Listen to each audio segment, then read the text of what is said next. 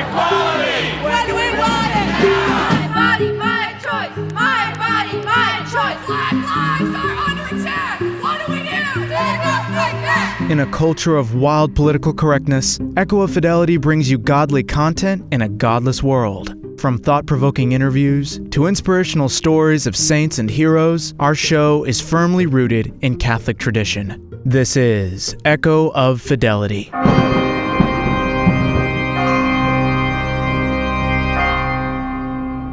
Our dear friend, the Pachamama Slayer, Alexander Tschugguel is here in the United States, and of course we had to invite him to come and speak because his reputation precedes him. And I think most of you have met him already, if not the last time when he was here about 2 years ago, certainly tonight. And just say a few things about him first. It's important to know that, first of all, he's a noble. Okay, I asked him straight. Yes, I am. Okay, he is a noble. He's from Austria. His family goes back 900 or 1,000 years. About that. Okay, and he's a convert from Lutheranism, and he's really a strong traditional Catholic. And after he did his heroic deeds in Rome by taking the pagan fertility goddess Pachamama, a bad Pachamama, it's a really bad pagan goddess. And he went in, he didn't break into the church. It was open. He went in, he took them out.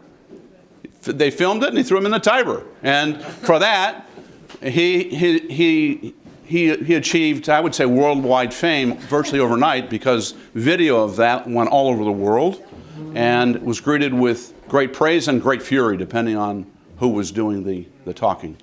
So since then, he founded the St. Boniface Institute, which I'm sure he's going to fill us in on. And he's going to tell us about what's happening in Austria these days, as well as talk about the main subject that many of us, I think, are interested in. Where will the German bishops' scandal lead? Please join me in welcoming Alexander Tschugguel.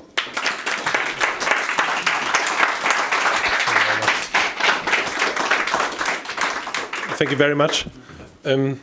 First of all, I'm really happy to be here again. I remember this evening when I gave my speech here very well, and it was a pleasure to be here, especially as, I don't know if you're aware of that, but after my conversion, directly after my conversion, when I was 15, not even half a year later, I met Mr. Carlos Schaffer, who was the Austrian head of the Society for the Defense of Tradition, Family and Property. And so actually, since not even 6 months after my conversion, I was already, how can I say, propagandized in the best way, by Professor Blinio's teachings, and therefore always was a big friend of the TFP, and also talk and work together with the TFP in Germany and Austria and Italy since then on different issues. So yes, the main question which comes up if you talk about the German bishops and what they cause with the big confusion, especially of the so-called synodal way, is actually how is the Catholic Church in the German-speaking areas doing? I want to speak about the whole German-speaking areas. Obviously, Austria is not part of the German bishops' conference. Whatever this is, it's a little bit strange to talk about this nowadays because they hate each other right now. But still, Austria and Germany always go very parallel to each other, same language, right next to each other, etc.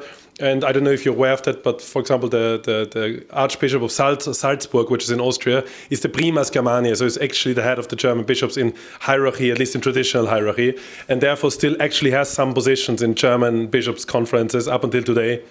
And I think I can talk about this together in a way. Let's talk about the last 2 years, not only because the synodal way is what started in those years, but also in order to see how is actually the state of the church in the German-speaking area. We saw in numbers a big decline in Catholics. So many people left the Catholic Church, especially following the ongoing news about the sexual abuse scandals in especially very, very modernist parts of the Catholic Church. We have to make this very clear. All those scandals never come up in traditional parts of the Catholic Church, or let's say very rarely come up, but very, very often, especially in those organizations which are very well connected with the '68 revolution and this whole idea back then of free love and all these other aspects. But in general, we can say that in Germany, actually, the traditional Catholic faith is growing very, very quickly and very rapidly. Just to give you a few numbers, the biggest traditional seminary of all of Europe is located in Germany. It's a seminary at the FSSP called Wiegratsbad, which is actually located in the south of Germany, in the very south of Germany, only half an hour away from Austria, only 20 minutes away from Switzerland. This very seminary just had the first ordinations ever since the Second Vatican Council held by an active German bishop, the Bishop of Augsburg, who just ordained 9, I think, deacons in a wonderful, beautiful church in the south of Baden-Württemberg. So just for you to give you a little bit good news about Germany, not everything you hear in the news is true. By the way, when Roe v. Wade was overturned, which is in my eyes one of the biggest crises of our times, in European media we heard that there were huge riots in DC. My friend Clemens, who sits over there, and me, we arrived in DC on this very day. And even though I should not be unhappy about this, but we were actually expecting riots as part of the entertainment of our trip. But unfortunately, no riots happen. And so I want to now turn this over and say the same thing you hear about the German bishops. It's not true. It's not everything is true. The German bishops are terrible in average. There are a few actually quite okay ones and nobody ever hears about in Germany and Austria and Switzerland. And in general, the German Catholic Church is going through a purification process right now in Germany, as it does here in the United States. Maybe a little bit slower in Germany than here, but it does. Let me give you a few good news first, because I'm talking about bad things, I think the whole evening and with everyone I meet here, because unfortunately, living in a constant, in a world where you are constantly reminded of original sin brings this with it. I want to say that in Germany right now, after Traditionis Custodes, Germany was the only country in Europe where in no diocese the traditional Mass was in any form harmed after Traditionis Custodes. I don't know if you're aware of this, but in Austria it was harmed, in the Netherlands very heavily, in France, as you know, very heavily. In France even up to a point where in certain dioceses it was completely suppressed. In Germany, nothing happened. And so now the question comes, why is this in Germany? First of all, what you have to understand is Germany is not a very centralized state. So it's a very decentralized state. Not as decentralized as the United States, but it is very decentralized, especially for Western European standards, where you have France, which has only one center, it's Paris, and you have Spain, where there's only, two centers, it's Barcelona a little bit, and especially Madrid, and Italy, where everything is in Rome and things like this. That's not the case in Germany. In Germany, the big capitals are not actually very big. So Berlin has 4 million inhabitants. Also, Vienna already has 2 million inhabitants. Paris, compare this, in the Isle of Paris, nearly 20 million people live. So just to compare this a little bit. So how can we see that this is connected to what I'm talking today about the Catholics? The interesting aspect is if you learn about Catholics in German, you always hear the centralized aspects. You learn about the Catholic synod, so the German synodal way, as they call it, and you hear about all the terrible things they are doing there. But what you don't see from the outside is that the only people talking there, meeting themselves there, are obviously the leftist bishops and a handful of representatives of Catholic organizations which do not have any members anymore. So this is what you have to understand. If you go to Germany and you go to a normal Catholic parish, and say not a leftist parish, but let's say a good Novus Ordo parish, not a traditional one, then you will normally find hardly anyone who is a member of one of those organizations which right now organizes another way. It's not a thing in Germany. So what you see there is a very interesting detail. It's more or less the big end of the very modern idea that you can organize the church as if it would be a modern company or an organization. You have all those different, we call it in German, Verbandskatholizismus. So it means being Catholic because you're part of an organization. And that's very, very bad. And it was actually created in the 19th century as a reaction to Bismarck telling the Germans that they are not allowed to do Catholic things anymore. And there was this cultural fight, between the Catholics and the Protestants. And so the Catholics reacted by saying, well, okay, if I'm not allowed to do anything Catholic anymore, I now found an organization taking care of, students' needs.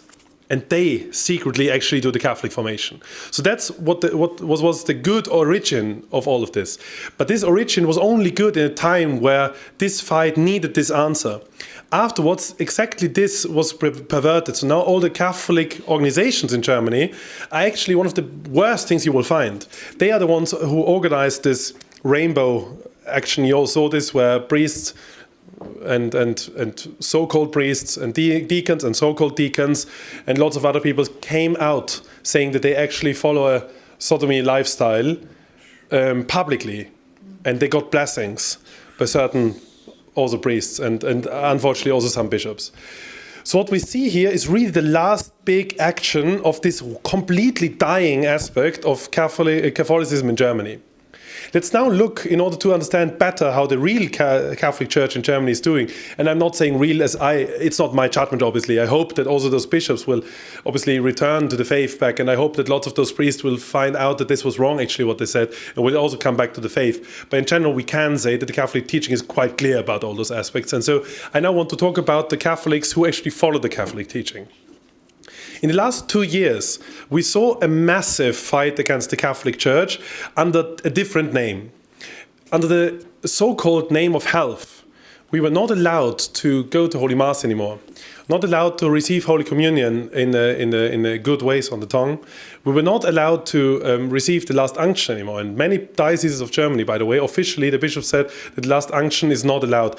By the way, in every of those dioceses, whenever the people needed it, there was always a priest there who handed it out still and who still, performed the last unction, you would say. So I don't, just for you to know, hardly anyone died without it, but still to know that this really happened. And we saw in the Catholic world, in the whole German-speaking area, something really, really beautiful coming up. To explain this a little bit more, I want to go a little bit back in history and explain what I think is the biggest advantage of being European, even in our times nowadays. And I talk to you not in a way that I say, well, I'm European, we are so much better than you, because I believe that the Americans actually play a very, very important role, and actually you could be way more European right now than we are. Look at you just overturned Roe v. Wade. We live in a country where in lots of states right now, while we speak, abortion is illegal, which is not the case in any country in Europe anymore, except Malta. Still, which is a little island, and they still have restrictive abortion law, and the Vatican and Liechtenstein.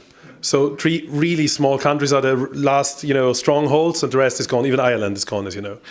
So let's talk about the good aspects of being European. In Europe, we do not understand ourselves as individuals so much as rather as families. So if you go through Europe, what you will always find out, and I see this among traditional Catholics here in the United States as well, by the way, you always talk to people and you talk to him as a member of a certain family. So for example, in German, it's very impolite to speak to someone with the first name. If you meet someone, you always only address his last name. You know the same in American, so Mr. whatever, Mr. Smith or Mr. Tschugguel or Mr. Noel and Mr. Bascom and so on. And you would only go to the name where this person was baptized with if you're really close friends. So if you're someone who can more or less be so much into the other person's family that you're allowed to use his baptism name. Obviously, in the recent decades, this changed through modernism quite a lot. So right now, you normally find out immediately if you talk to a leftist or a non-leftist, by the way he approaches you. If you says, hello, Alexander, more or less, or maybe doesn't know my name, but in German, there's a word you use for the official way to address someone and for the non-official way to address something, then you immediately know you talk with a leftist. But in general, the family structures are what really makes Europe big. I'll give you an example. Whenever we do anything in any traditional community in Europe, it's always done by families. It's never done by individuals. So normally you would have the different families of a parish organizing something. Those families normally are not there since 1 generation, 2 generations, or 3 generations, but rather in average for 10 generations or more. So normally everyone who comes from a certain place will tell you immediately, well, my family has been here since 200 years, 300 years, 400 years, 500 years, 600 years, whatever. So for example, my family, and it's not to show off, it's just to prove a point, was living in Tyrol for 890 years. We were then kicked out because we were expropriated, and now in Vienna since only 120 years. And this is really short. If I talk to any typical Viennese family and they can trace back the Viennese roots 400 and 500 years and can tell you how they fought against the Turks, then you talk to a normal Viennese family. So what you see is that in order to understand how the resistance against this whole modernism coming from corrupted church clergy, unfortunately, but mainly from organizations which use the church in order to promote their diabolic agendas, this does not work if the families on the ground, more or less, who are actually the ones who form society, resist as families. So what do I mean by this? I mean by this that what we saw in the last 2 years was that every family I know, every Catholic family I know, I'm not kidding by the way, every Catholic family I know was involved in organizing underground masses when it was completely forbidden, was involved in helping priests going to the sick and to the dying, was involved in helping little children getting baptized, etc. Every of those families. So whenever you hear about the Germans being totally insane, that's not completely wrong. But it does not reflect the life of the faithful Germans at all. Faithful Germany looks like this. When the Catholic tradition came back, especially after the being split up in the SSPX and FSSP, because the FSSP was SSPX back then, and then FSSP was the strongest traditional movement in Germany, and up until today it is. The Germans had altogether 20 priests in all of the German-speaking area, including Austria and Switzerland, who publicly celebrate the traditional Mass, being not in schism with Rome, but rather with totally normal, diocesan priests, so FSSP priests, whatever. 20 priests. Right now, we count altogether 480 priests. Officially. When we did our little fight in Vienna, where we said, well, now the Traditionis Custodes is coming in, let's see how many Catholic priests in Vienna actually celebrate traditional Mass. We found out that it was not, I always knew it was like 20-ish, around 20. We found out it was nearly 40 people actually celebrating traditional Mass. Nearly 40 priests, actually, that's not a small number, actually. It's actually really, really good. For a city with only 2 million inhabitants, it's actually really, really good. So at the end of the day, we found out that actually the tradition, the Catholic Church is growing. So now the big question is, why don't you, as Americans, why aren't you able to see this? Why aren't you able to see this? There are 2 reasons for this. First of all, the enemy's propaganda is really bad, and they want you to believe that the Catholic Church is dying. They want you to believe it, even though you as Americans know that, for example, here in America, it's actually growing. But they want you to believe that everything is dying. They want you to believe Europe is ruins with stupid child molesting priests, and those priests all have girlfriends or are homosexual. That's more or less what they want you to believe. They want you to believe that, especially about the areas of Europe which once were in charge of actually defending the faith. So what they will tell you is the movement in Germany, especially the Holy Roman Empire. So the Holy Roman Empire is very bad. Everything is dying there. You can go to those cities in order to visit them as a tourist, but don't expect anything coming out of those countries anymore. And they want you to believe that everyone goes insane, everyone is completely decadent, and everyone lives only a life of more or less modernist errors. The real life does not look like this. In general, we see a huge growth among tradition. We see a huge growth in vocations, by the way. So there are the 2 big seminaries of the German-speaking area. Is the traditional seminary of Wiegratzbad of the FSSP, and a non-traditional but quite conservative seminary of the Heiligenkreuz Cistercians next to Vienna. The Heiligenkreuz Cistercians are a monastery which is not traditional yet. All the young ones celebrate traditional Mass, by the way, which has 100 monks. 100 Cistercian monks. It's the biggest Western Cistercian abbey in the world. It's the biggest Western, and it's in the middle of the German-speaking area. It's next to Vienna, which is the former capital of the Holy Roman Empire. Attached to this And I tell you, not everything is good there. You know, they are still very modernist in certain things, but they're very solid if it comes to every really important aspect of our life. If it comes to dying, if it comes to baptism, if it comes to marriage, they're very solid in all those important aspects of our faith. They attach to their monastery is a seminary, which is used by all the traditional bishops we still find in Germany and Austria or Switzerland. So especially the Bishop of Liechtenstein. I don't know if you know the Bishop of Liechtenstein, Monsignor Haas, very famous in traditional circles. He sends, for example, all his seminarians there. The Bishop of Chur, Peter Sonda, he's no longer the Bishop of Chur, but he also sends his seminarians there. The Bishop of Salzburg sends also tons of his seminarians there. The Bishop of Regensburg sends some of his seminarians there. And every one of them is getting very solid, nothing compared to FSSP in Wiegertsbad, which actually run a really wonderful seminary, but quite solid Catholic teaching, and all of them get exposed to traditional Mass. All of them. There are tons of teachers, priest teachers, who celebrate traditional Mass. That's a part of German-speaking Catholicism you never hear of. You only hear about all the perverted bishops. You only hear about all the corruption. And so the next question, I already raised it, is why don't you hear of it? Because of money, mainly. Because, as you know, the United States is the biggest funder of the Catholic Church in the world. And, you know, the second biggest funder is Germany. And do you know why Germany is the second biggest funder? It's because in Germany there are a few dioceses which own a huge amount of real estate and companies and media concerns and farming land and so on. Namely, the Diocese of Munich and the Diocese of Cologne, especially those two, but also the other dioceses are rich. Why is it that they have so much money? First of all, we have to know that Cologne, being one of the oldest cities of the German-speaking world, I don't know if you know, but it was founded by the Romans already more than 2,000 years ago, and it was a city since 2,000 years. So it's a 2,000-year-old city, just imagine this. Because from the beginning, the Catholic Church played a very important role there. Cologne was always ruled by a bishop, by the Prince Archbishop of Cologne, who was always a cardinal, ruled by it. So he was actually the prince of this whole area. There was no one above him. And Cologne was one of the big cities which were able to actually elect the Holy Roman Emperor. So you see an old city which was always connected to the Catholic Church, and where the city itself was a Catholic city. So it was everything was owned always by the church there, like Salzburg as well.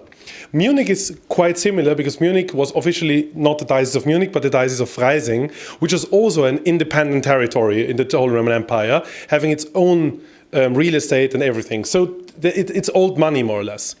And when Hitler found out that it is very, very difficult to get the Catholic Germans to leave their faith, to leave the church, etc., he placed a time bomb in the middle of the Holy Roman Empire, the former Holy Roman Empire. He said that from now on, in order to be part of the Catholic Church, you have to pay a tax based on your faith. This was introduced in Austria and in Germany and all the other parts which were back then part of the Third Reich. It was abolished in every other part except Germany and Austria. In Austria it was changed. So in Austria now the tax is collected not by the government but by the people who live, by the clerks of the church itself. But in Germany, up until today, the money, if you work a normal job, automatically one part of this normal job is taken away of you and is used as a tax. What happens is a very strange mixture between church and state you will find in Germany. And I, as a traditional Catholic, I'm not per se against the mixture of church and state. This could work very well. But suddenly you have a situation where the bishops are officially paid more or less by the government, in a way a normal representative of the government is paid. So they are attached to the government in a very unhealthy way, which now gives the government the possibility to actually put quite some force on the Catholic Church. What else did we see? Hitler not only invented the church tax, but also expropriated all the big monasteries in Germany. By the way, not in Austria. In Austria, all the big monasteries still have a huge amount of land. Germany, they don't. In Germany, you have a huge Benedictine Abbey, 800 years old, and it owns 1 acre of field, which obviously is not enough to pay for the house. So at the end, all those buildings of the Catholic Church, which are not owned by the big dioceses, are only maintained because the German government gives them money. And it gives them a lot of money. Have you ever been to Germany? I do not believe you will find one monastery in Germany which is not renovated. It does not exist. If you go to Italy and France, it looks very different. So if you look at Germany, you will see everything is maintained in a very nice way. So whenever a Catholic comes and said, well, we don't want to do something against the line of the government says, well, okay, well, then that's it with the money. Here, your money goes away. That's it. And as soon as you do this, all those buildings are completely broke because none of them can exist without the government. Austria is, by the way, not like this. In Austria, the monasteries are very, very independent because they have tons of possessions since the medieval times. So the next question we have to ask ourselves is why, if we talk about the issue why you do not hear anything about the good Catholics in Germany and Austria, it's because the Catholics, in order to maintain Catholicism, in order to maintain the teaching, in order to have traditional Mass, in order to have not only traditional Mass, but also lots of other good aspects of Catholic culture, they do it under the radar. They all do have to do it under the radar, because as soon as it's on the radar, the bishop has to react, just because of the government, because of mainstream media. So what we see right now is the traditional Catholics in Germany decided not to go too public with traditionalism, and not one German bishop forbid them, because they don't care. They really don't care. They only think they don't want this bad press about them. They really do not care. What does it tell us about the church? Well, it's not a very good state of the church, I guess. But at the end of the day, it just tells us that the Germans need to pray and pray and pray and sacrifice a lot, and then God will give them good bishops again. Right now, after those 100 years of actually destruction of traditional Catholic world, of the expropriation of the monasteries, of the destruction of all those convents, and Eastern Germany through communism lost all his priests. Eastern Germany was completely priestless in many parts for lots of times. And now if you go to Eastern Germany, like Saxony-Anhalt, you have a friend of mine who's a parish priest there. He has a parish the size of half of Austria. It's his parish. Now it was divided into 2 parishes. Just to imagine the size differences between Austria. In Vienna itself, we have more than 1,000 priests. So just to give you a little bit overview. So let's now put this a little bit aside and come to a main question which comes up. How does the future life of the average Catholic family in Europe look like? I believe, and that's now my personal belief, I'm not a prophet, obviously, but I want to state this once because I think it's very important. I think the future of the Catholic Church lies really in the understanding of its tradition and its teaching, and our Lord Himself in the Holy Eucharist. What do I mean by this? We saw in the last 2 years that when the Church was attacked, when the Catholics were attacked, when we were forced to go underground, that actually the families are willing to do quite a lot for it. And we saw that not only if it comes to this question, so the question of the church itself, but also if it comes to other questions like, the forced vaccine and the vaccine mandates and everything. I don't know if you're aware of it, but Austria, one day before the overturning of Roe v. Wade, got rid of the vaccine mandate. So thank God for this. Let's see how it will turn out in autumn, because we still have another law, which is bad. The interesting aspect, Austria also having the lowest number of vaccinated people in all of the Western world, we did quite a good resistance against this. The only reason why we got rid of this law was actually because tons of families decided to, as a family, resist this terror. As a family. So what did they do? They suddenly started to connect each other in a way that they can help each other finding jobs, finding good doctors, good physicians, finding a place where they can actually host events in the middle of lockdowns, because as you know, the first lockdown, obviously everyone was very cautious because we didn't know what happens, and also we were also very cautious. But from the second lockdown, obviously we had to host events somewhere, because if you don't see other people, you go mentally bankrupt in a way. So we organized this, and suddenly all those families worked together, and every family who managed to maintain actually a real family home, so a home which provides the place for more than 2 people, but also for the children, managed actually to reshape this in a way that we could hold all our events there. Never in my life did I experience a secret ball. And we Viennese, we love balls. I experienced now 3 secret balls even. Never in my life did I experience a secret Christkindlmarket, which is the pre-Christmas time markets in Vienna, very, very famous. I did now experience this. Never in my life did I experience a solemn high mass in a private apartment. I did experience this quite a few times, by the way. Never in my life did I experience, and suddenly people were able to say, no, I'm not continuing helping this terrible regime, even if I risk my job. Just because the whole family supported them. It's the only reason why this worked. So interestingly, God gave us the possibility to prepare ourselves for the times ahead of us.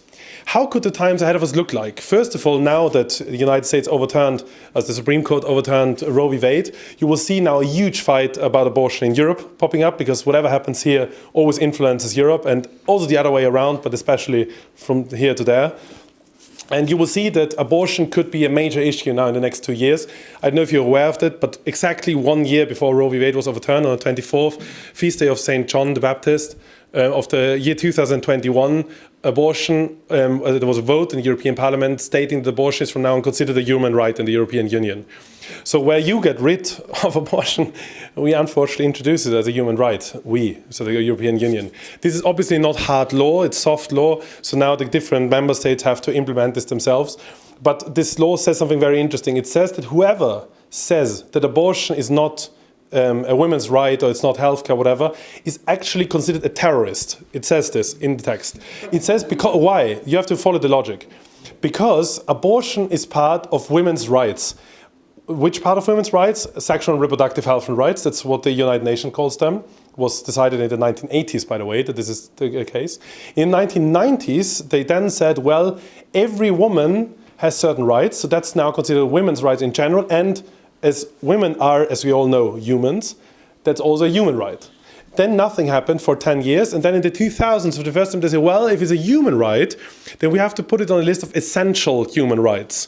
And since these times, you will find lots of WHO helping packages actually having abortive pills inside, or condoms or other contraceptives. And also, some of them also officially tools to perform an abortion. This already exists, as you know, for African countries especially, because you know the African population is growing so big. You always, as soon as you hear this, you can always hear Margaret Sanger in your ear telling you, kill them all, kill them all. So at the end of the day, what we see right now happening is that not only is abortion considered a human right, but the fight against abortion is considered terrorism. Let's follow this logic a little bit. If the fight against abortion is considered terrorism, what does happen with doctors who, because of their conscientious objections, do not want to perform an abortion? They are, actually it's also named in the document, are accused of not providing the help they have to provide. There's a certain term for it in German, I don't know the English term right now. Therefore be actually accountable for everything which can happen with the woman afterwards, so they can be fined actually, or even lose the doctor's license if they do not at least help a woman get an abortion. It's quite insane, isn't it? But that's the modern logic. We now look at other aspects of European life right now, political life. We look at the LGBT movement. The LGBT movement is in an all-time high, obviously. We now just introduced all those transgender rights in the last 2 or 3 years. When I was in school, I didn't even know the term. And I just turned 29, so I'm only 29. It's 11 years ago when I'd left school. Nobody of us ever heard that you can change your sex or your gender, however you call it in their ideology. Nobody of us heard this. This was not a thing in Europe. Right now, 30% of every European school pupils in the age between 12 and 18 describe themselves as neither male nor female. In American high schools in California, the survey said even 50% say this. So just to give you an expression, you all know this problem, so we have them as well. Let's go to another place. You know, I don't know if you ever talked about this whole Chinese social credit system, but right now in Europe they are implementing social credit systems right now while we talk. Bologna already implemented it. It's voluntarily, so you don't have to do it yet. And in Vienna it's going to be introduced in September, in Munich as well, in other parts of Germany as well, in France as well, even in the UK, by the way, even though the UK is no longer part of the European Union. So what does this mean? This means that if we combine, and I only use now those two examples of LGBT and abortion movement, yes? Let's not talk about all the other terrible things like Islam and this whole anti-Catholic approach to religions in general, or the whole free speech issue in general. Let's only talk about those two because it's easier to explain. This means that in the future, you will not be able to do any pro-life fight anymore as long as you are part of this social credit system, because it's considered to be terroristic. Therefore, it's against the social credits, and therefore what happens will be exactly what happens right now in China. They would just take away your possibility to open a bank account, to go to a school, to do certain jobs, and so on and so forth. So in the future, every fight we lead, and you will see it, will be an underground preparation and only an overground action. So what does this mean? Well, God is loving, so he loves us. I believe that he prepared the Europeans, like the Americans, but I now want to talk especially about the German-speaking people, in a very beautiful way for these terrible times ahead of us. He gave us, for the last 2 years, the possibility to practice actually what is the most important part of our life and how to organize it. God, the sacraments, the family, defending the priests, being there for the priests, etc. And he shows us something which is very interesting. Often we used to say in the last years, maybe not you, but at least in Germany and Austria that's the case, we always used to say, well, I would love to be a better Catholic, but my bishop is so bad. And yeah, the bishops are not very good, that's true. But at the end of the day, never one of the bishops is the reason why we don't live our faith.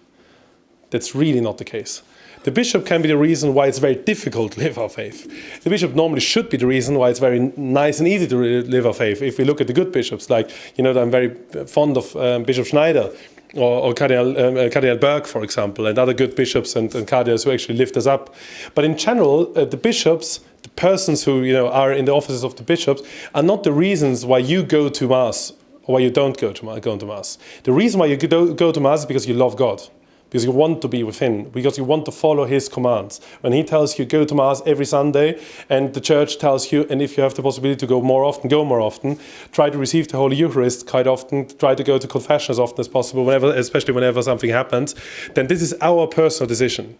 What does this mean? In my eyes, it means that looking back to the last 2,000 of years, we saw that whenever the church was attacked, the laity's duty was never to suddenly replace the priests or replace the bishops whatsoever, but to serve them in the best way possible. So if we, for example, see, like in Germany, the bishops actually do really big nonsense and whatever they speak publicly is really not good, our main answer to this should not be to make public fun of the bishops or say, well, this and this guy is ridiculous or an idiot or things like this. And I know that lots of people do this, but it's not good.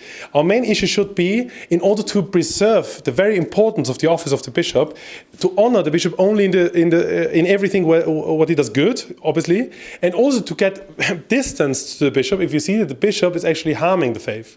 What does this mean? A distance, not rejection of the bishop, but a distance, means that you, for example, have a very bad father. Let's say one of the people here in the room, let's say me, as a father who hits me. My father never did. My father is a wonderful person. But let's just imagine he hits me, and he hits me really heavily. And I really can't do anything against it. And I know it's unjust. And my father is a drunk, maybe. My father is not a drunk. He actually is one of those physicians who think only one glass of red wine and that's it. But let's just imagine this.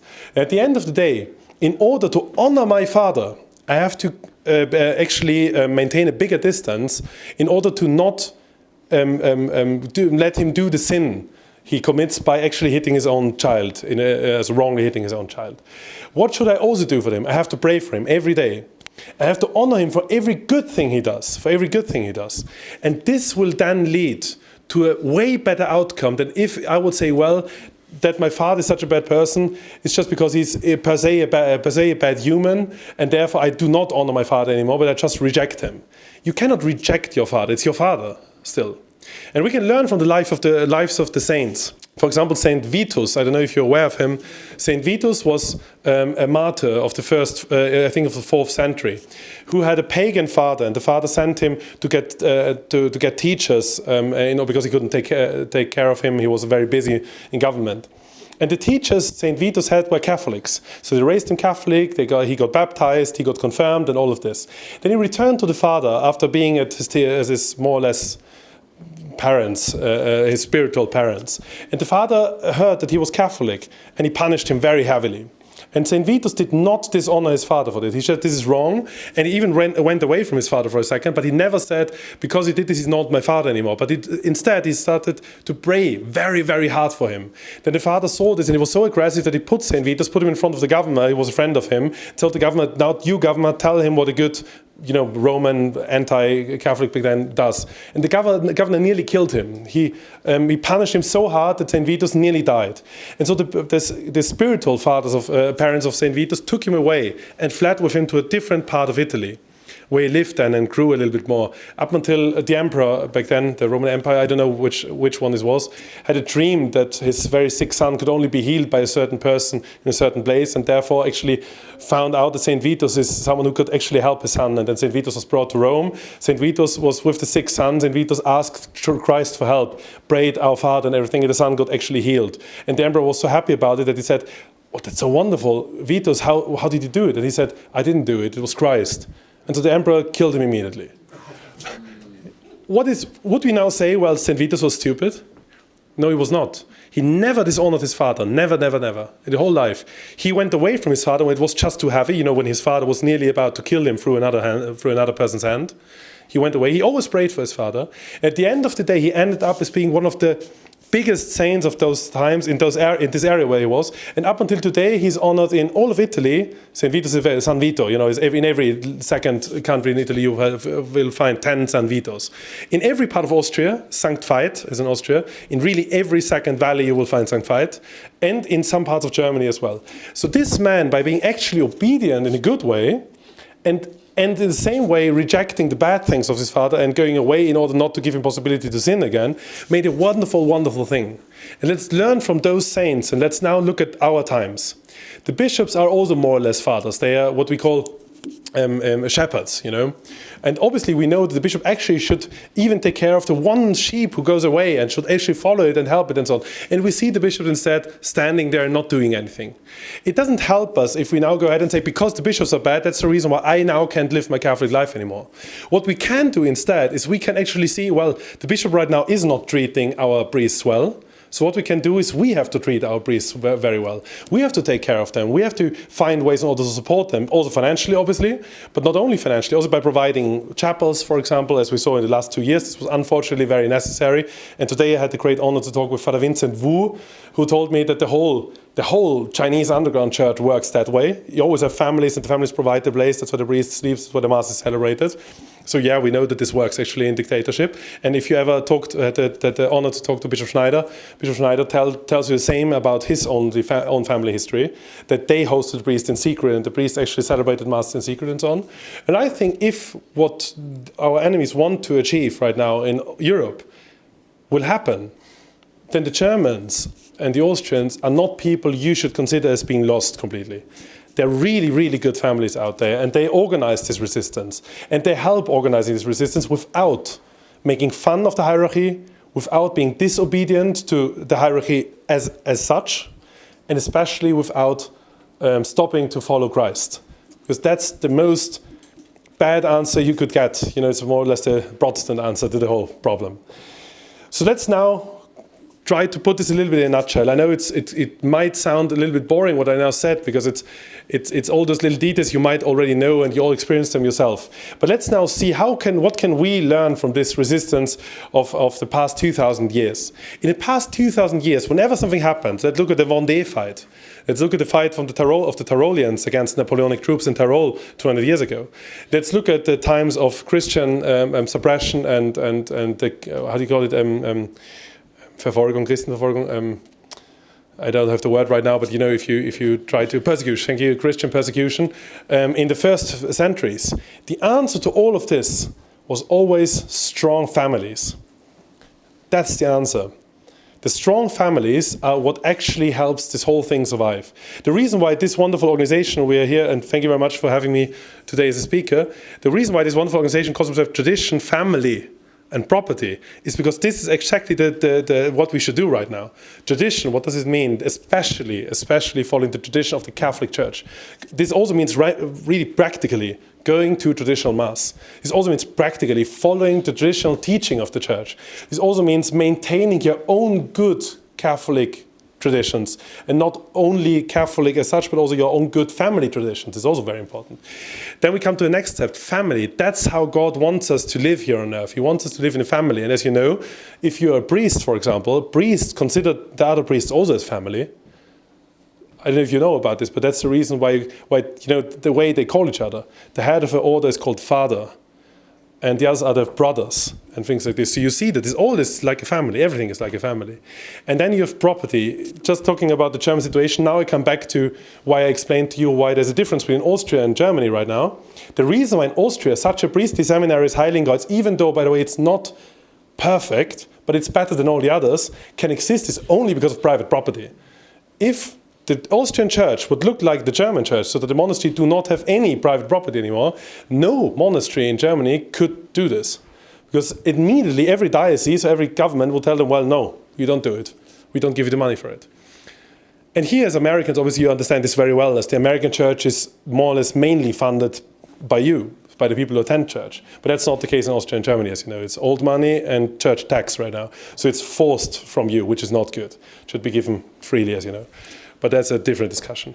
So what we see is that actually those three aspects, following tradition, maintaining your family life and nourishing it and letting it grow.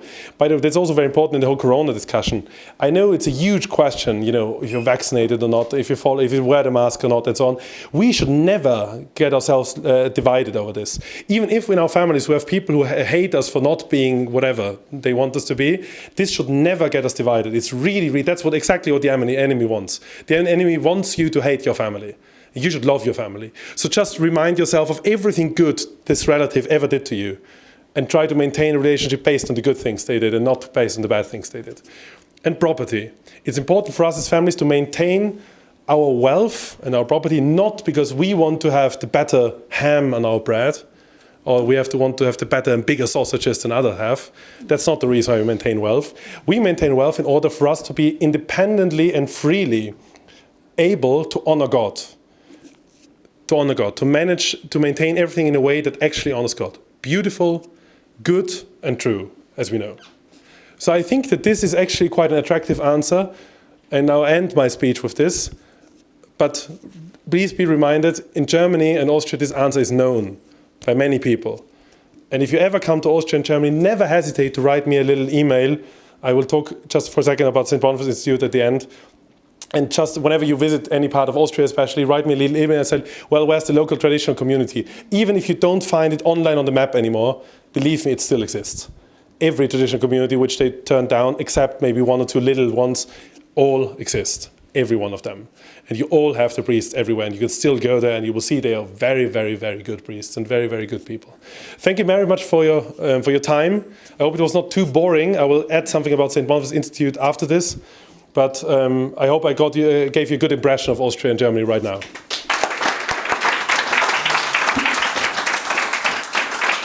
Let me explain a little bit about St. Boniface Institute maybe now. So St. Boniface Institute was founded as an idea about 5 years ago and was then actually made real after the Pachamama thing happened, because suddenly so many people wanted to be in touch with us and not knowing who it did back then, and we did not want to publish our names. And then we had to publish our names when certain people started to tell others that they did it in order to harm the Pope, harm the papacy. It was one of the official reasons, or one of the guys who did not do it actually said that he did it. And then I, together with a priest, we had a very long talk about it, decided to go public with this. And as we did not want people to support us personally, because even though it's always nice to have money, that's not the whole purpose of such a thing, we decided to use this support in order to create a traditional organization, which actually had the idea of helping traditional groups to grow in a very active way. How are we doing this normally? So first we started by just visiting all the traditional groups in Europe. And you would not imagine this, but they are huge traditional groups. Have you ever heard of Swedish Catholic traditionals? There's a youth group with more than 400 members there. Nobody knows this. It's huge. It's huge. It's really huge. Believe me, for Swedish things, it's huge. So, for example, we visited them. Or there's this huge group in Münster and one in Cologne right now. Clement's family actually, when his family is now involved in the Cologne traditional church, which did not exist more or less 20 years ago. It's completely new. And all those. So we visited them and organized conferences and speeches in order to get them a little bit more active. And our whole plan was always to get them away from the idea that they need a certain organization in order to fight for the truth. So we said you do not need a certain organization, you need people behind you forming a solid community. So you need especially your family. And then you need a good community of friends also around you. And the best aspect, it would be best if it's not only friends, but also their family supporting you. So the whole goal is normally finding who the people are who actually want to do something and encouraging them to do it not alone, but with their families. And that's actually turned out to be a quite good idea. And after the Corona destroyed this, we were very much active in Austria, organizing the whole underground church, more or less, where we thought we are the big heroes of Austria. At the end of the day, we turned out to be one of 1,000 groups doing this. So actually, Austria is still pretty good, it seems. And then we decided that it's very important, following actually Professor Plinius' scriptures, which I read back then again with this friend of mine you also know, Mr. Vetter. And we found out that in order for the people to understand where everything comes from, we have to show them how revolution works. So what we did is we did a huge study on every big major issue we normally fight against. I mentioned a few of them already, and showed that every of these major issues actually follows the same ideas, the same rotten and very bad ideas. So then we gave a few speeches to the people and tried to encourage them to follow a little bit more their natural understanding of things and and what we call the sensus fidei, and it turned out that actually lots of people understand this. And this whole idea we had heard before, and I guess especially you gentlemen, you heard this a few times, I guess, well, you have to focus on one topic, don't you? Why are you doing pro-life work and this and this and this? And normally people ask you and say, well, focus on one of those topics. And we as Catholics know there is no such thing as one of those topics. It's God or resisting against God, which means following really the devil in his big no to God and to God's order. So at the end of the day, we try to nourish a little bit the understanding that the whole fight against the revolution must be really a counter-revolutionary fight in general. It cannot be only a fight against one of the aspects of revolution. That's as if, let's say, you have a broken car because it just ran into a wall, and you start fixing the tire and say, now the car is working again. That's not how it works. You have to work on the whole thing, and not just on one. And we are not the ones who can understand the whole problem, but God does. So to combat the next problem we always face, that conservatives normally hate each other, and we always have this thing, leftists all fight together, and we always say, why do the leftists manage to fight together so well, but we always fight each other? That's very easy to understand. Leftists want to destroy something. If, for example, we all together decide to destroy this house, we don't do it. I'm not going to encourage anyone. Then actually it would be very easy, wouldn't it be? Wise decision. Yeah, there's a sword behind you. I'm very careful here.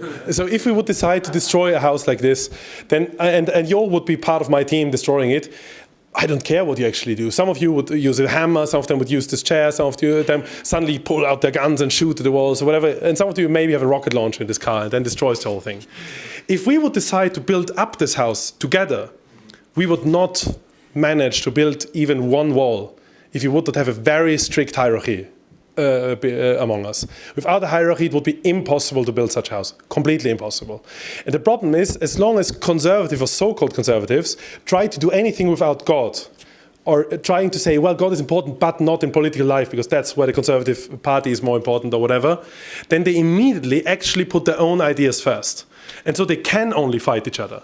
Whereas if they would say, well, God comes first, and let me please, God Almighty, be your tool in this fight. Suddenly God knows exactly how to use you. And suddenly one of you will lay the bricks and the other one will prepare, the wiring. And at the end of the day, suddenly a house actually stands here. And that's, I think, the biggest difference. And this is the whole goal of St. Boniface Institute, was never to become an organization which is important as a name. So it's not important to be member of St. Boniface Institute. That's the reason why we do not allow members. It's not important to be part of our group or something like this. It's also not important. It's just important to be reminded that we should do God's work on a daily basis when we get up until the moment we sleep. And as you know, if we sleep, we also do God's work, because we do not commit any sins sleeping normally. So that's quite good. So that's more or less what sums up St. Boniface Institute. And in last year, what happened was we were very politically active. So we saw that actually young men want to do something, and especially young men, and they need leaders. And so what we said is, when we can be the leaders, we are the leaders. So we just said, well, there's a huge fight against our personal freedom with the whole vaccine mandates, and especially the rules around the vaccine mandates. So we were very active in the fight against the vaccine mandates. I was giving a few speeches, etc. And we found out that this is not possible if we just lead the fight. So what we did 2 years ago in order to prepare our whole fight was we started a public rosary procession.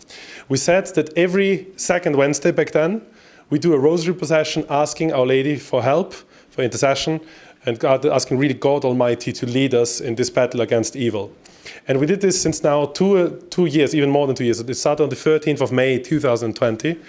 And after 1.5 years, this became viral in Europe and especially in Germany and Austria, but especially in Austria. And so in Austria right now, we have a public rosary in over 500 cities of Austria, Austria is not very big, it's really, really big.